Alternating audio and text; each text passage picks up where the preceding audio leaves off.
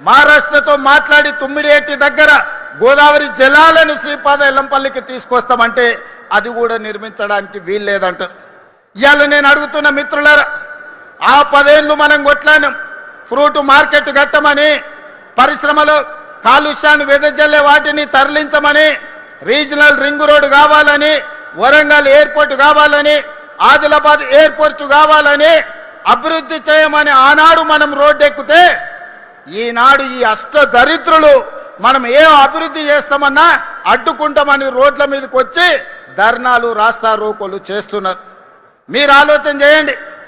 ఇట్లనే అభివృద్ధి నిరోధకులుగా మారితే ఈనాడు ప్రతిపక్ష హోదా ఉన్నది, రేపు రాబోయే రోజుల్లో ప్రతిపక్ష హోదా కాదు కదా, కారు ఎక్కడానికి కాదు, కారును దొబ్బడానికి కూడా మనిషి దొరకడు.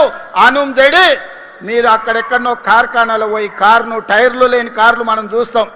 మనం అఫ్జల్గంజ్ ఏరియాలో పోతే అంబాసిడర్ కార్లు ఉంటాయి, దాంట్లో టైర్లు ఉండవు, రాళ్ళు పెట్టి కారు నిలబెట్టి ఉంటుంది.